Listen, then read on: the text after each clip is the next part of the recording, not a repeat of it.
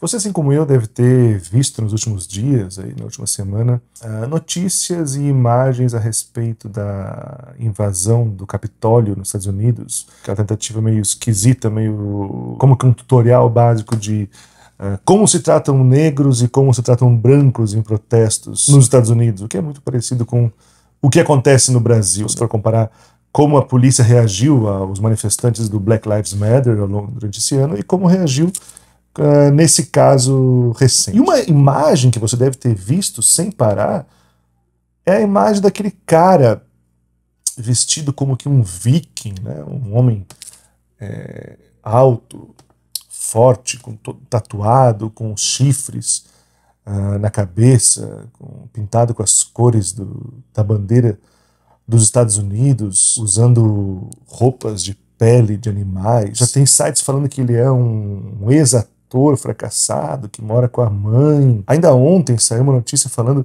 que a mãe dele teria dito que ele está muito mal, porque desde sexta-feira ele não come nada, já que no centro de detenção para onde ele foi levado não oferecem comida orgânica para ele, e ele só come comida orgânica. Ou seja, há um esforço da imprensa de tentar entender quem é esse cara, já que esse cara se tornou um tipo de símbolo desse momento aí das coisas. Mas eu acho que é importante olhar para esse símbolo, entender quem é esse cara. Só que dificilmente todas as pessoas que estão postando fotos dele, compartilhando fotos dele, falando sobre esse cara, vão ter uma real noção de quem esse cara é efetivamente.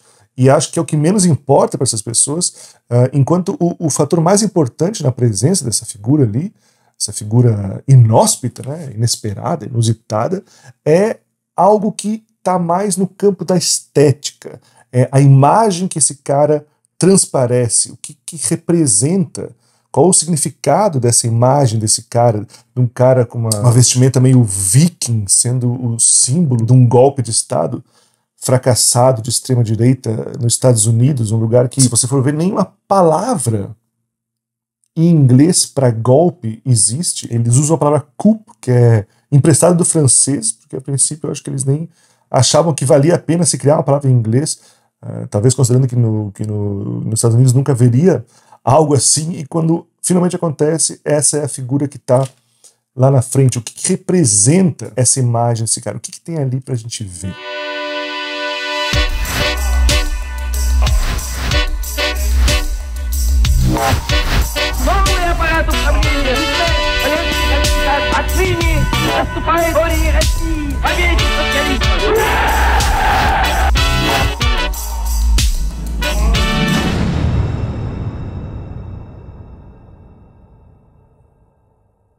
Sabe que um dos movimentos que engrossa o caldo da extrema-direita americana, junto com os seguidores do QAnon, o pessoal da Terra Plana, os olavistas aqui do Brasil e tantas outras maluquices que compõem esse momento das coisas no mundo, existe um movimento que se autodenomina de masculinismo, alguns chamam de tribalismo masculino, e é um movimento que parte de algumas ideias, de algumas percepções de mundo que vem o homem, a figura do homem macho, como digno de celebração, como digno de adoração, digamos assim. Existe um culto à virilidade do homem, a glorificação dessa coisa da caça, da força, da luta. É por isso que eles usam muito esses adereços que trazem essa ideia, né? Roupas com peles de animais, chifres de animais, que buscam encontrar uma virilidade masculina perdida no tempo,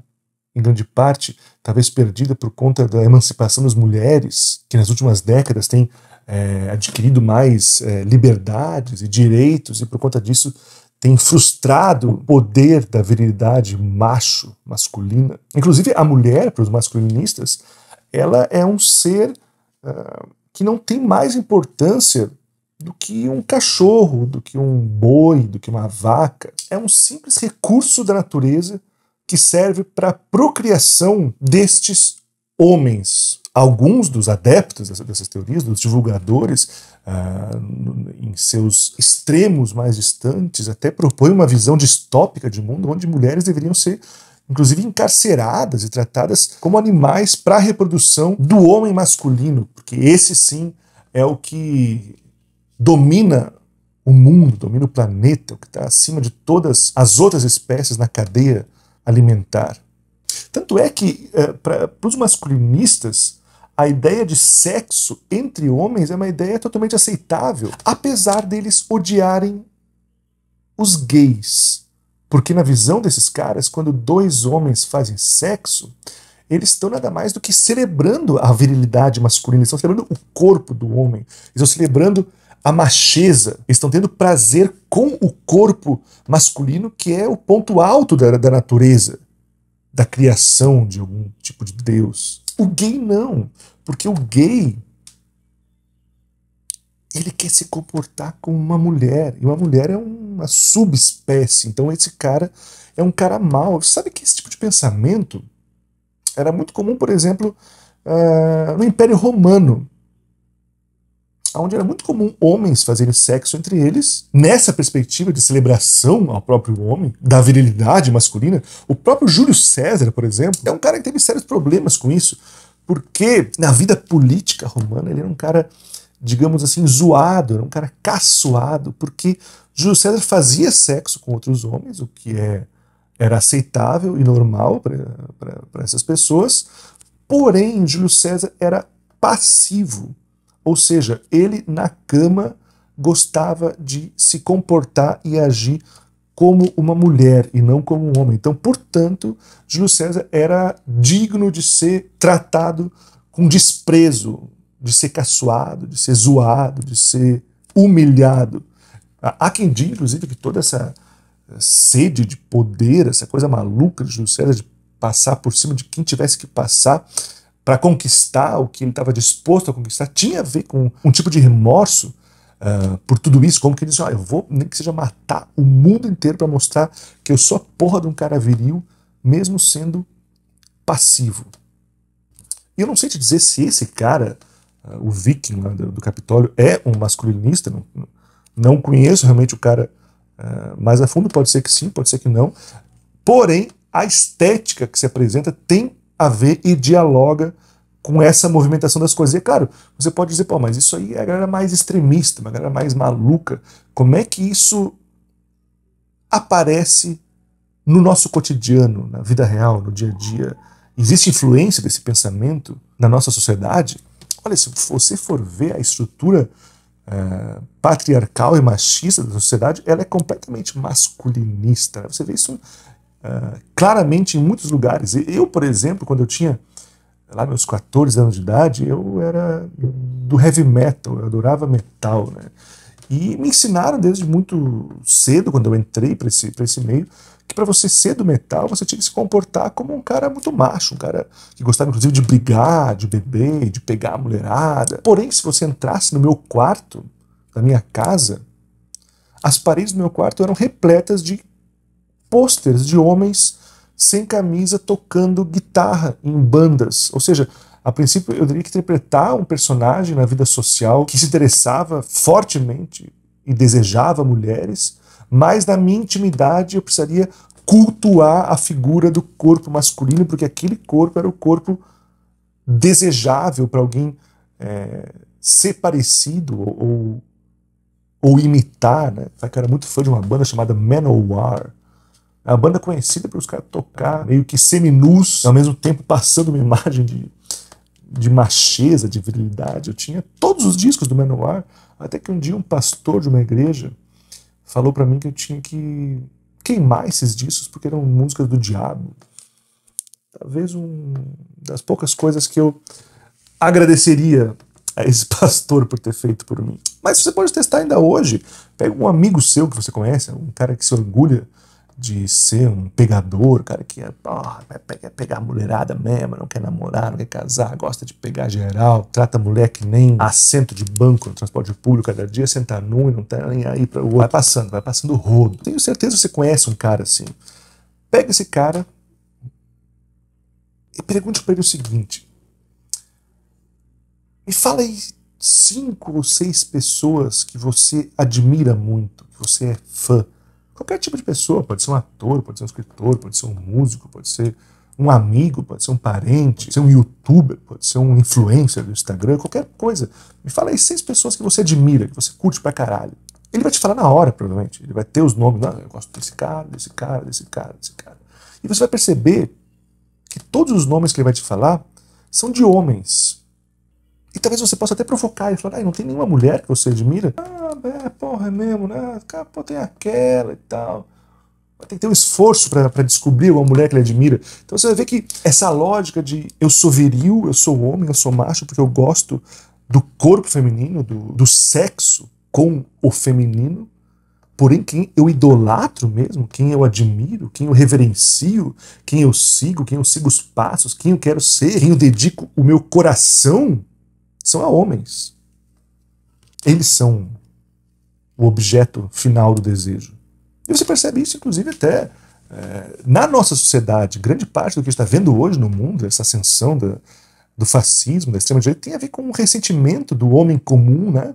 Do cara, até o cara simples, pô, o cara da periferia, às vezes, o cara que não tem muita grana, mas que cresceu, que foi educado, que aprendeu que o papel dele como homem era ser esse cara que bancava a família, que saía para trabalhar, trazia o sustento para casa, enquanto a mulher ficava em casa cuidando dos filhos e arrumando a casa para quando ele chegasse ter a comida quentinha. E esse cara, de repente, começou a se ver, se não sem emprego, com um emprego que já não estava mais pagando o suficiente a conta da casa, para manter todo mundo de boa, para manter os filhos tranquilos, para manter a mulher em casa.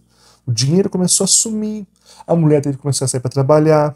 Nos últimos anos, essa mulher começou a ganhar melhor, começou a ter mais voz no trabalho dela, ter mais voz em casa. Às vezes ela pode ter acesso a um Bolsa Família da vida e começar a levar dinheiro para casa e decidir como esse dinheiro vai ser usado. E o ressentimento começa a brotar, o ressentimento macho, o ressentimento do masculino, que não consegue aceitar o fato de não ser mais o líder daquela pequena manada, de não ser o caçador, de não ser o cara com um chifre na cabeça, com pelo de animais que chega com a carne solta em cima da mesa para a família comer, pelo simples fato de uma alteração da ordem social, pelo simples fato de ver mulheres ascendendo na sociedade e dentro da sua própria casa.